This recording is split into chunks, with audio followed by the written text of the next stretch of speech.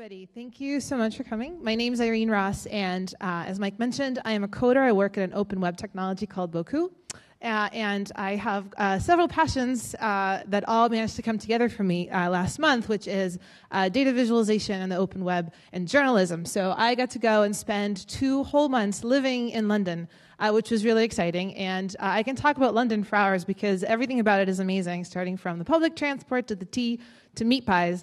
But the reality was, the reason it was so wonderful for me is because I got to go and work at the Guardian newspaper with the Guardian Interactive team. So they really embraced me as one of their own. I was a developer thrown into a newsroom. I didn't know what I was doing, right? But nonetheless, I got to really experience it firsthand from day one. And the reason I really liked working at The Guardian, I'm kind of a news junkie. I love NPR. I love the BBC, so on and so forth. And The Guardian is so good at producing very high-quality journalism, but really backing up with amazing interactive content, right? And so I was very excited to actually get in and work on my first interactive piece at a news organization which analyzed the famine in Somalia.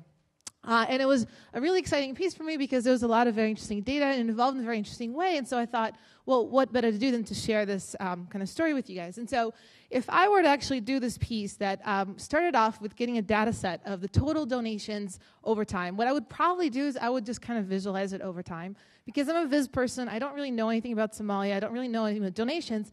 But then as we started to actually work together, we realized there's a lot of influencers on donation behavior, right? So anything from the way that the media covers things to how the public responds, the geographical differences between the donors themselves and how various events impact things. And so when we started looking through that one data set and amending it and filling in the gaps and normalizing it, we found new questions. And those questions led us to either query the data further or find new data sets. And this whole time, I was sitting there and coding and designing things. And what we actually ended up with is actually 6 different data sets entirely, right? That first one we started with, but we amended it with other key events that actually happened throughout that duration, throughout the famine. We looked at actual donor patterns, at news coverage, at how the public responded on Twitter.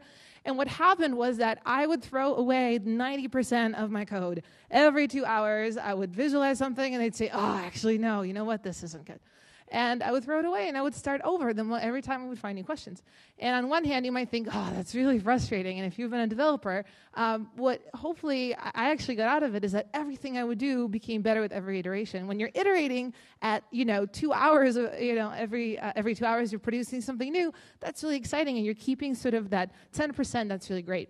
And the reason that worked out well for me was because I, a developer, was actually surrounded by amazing people that knew way more about everything than I did. So we had an amazing editorial person who understood Somalia, has been tracking it manually this whole time. We had a designer who actually designed the piece, and we had someone who was crunching all the data for me. And even though I like all those things, I couldn't do it myself. And we all sat together in a room for about a week putting that piece together, and constantly talked and screamed at each other and changed everything. And the cool thing that happened in the end is that I felt like I did something that mattered, right? So we got tweets. We actually made it to the front page of The Guardian, which was really exciting for us. But we actually got really positive feedback from the organizations that matter, right? They said, wow, we want to understand how media influences behavior like this, and so on and so forth. And the reason I'm telling you this is because I'm a developer and I love journalism, and there are not enough developers in journalism. Okay, as I was sitting there, everybody wanted a developer, and all the journalists are learning how to code. This is code year. There's so many people who are trying to pick it up. And it's really exciting to be a developer in journalism. First of all, if you love learning, there are experts in everything under one roof, right? I didn't think going to London that I was going to come out of it understanding so much about the way that donations work, or understanding how the Somalia famine actually happened. And if you like to learn fast and work fast, journalism is a really great place to be because they have deadlines and so on and so forth. But it's really exciting because every time you produce something, it's going to be better than what you did half a day ago. And as someone who really enjoys learning and enjoys improving oneself, that was a really great place to do. And the other thing is, we're all talking about how journalism is going to die, but it's not going to die. We're all going to reinvent it, and it's going to be amazing. And there's so much space to innovate. If you have ideas, there are people sitting doing this the whole time. They're like, what do you want to do? Give us an idea. And the reason journalism isn't going to die, and there's room to do this, is because, unlike some social media does as well, but not necessarily, there's this amazing principle behind journalism, which is to make what is relevant actually significant to all of us, right? They're so good at storytelling. They're so good at bringing out what's important. And there's a lot of opportunities for us to bring what we learn, what we've been able to do for social media and apply the same technical effort to journalism. So developers, come help me, join me in saving journalism.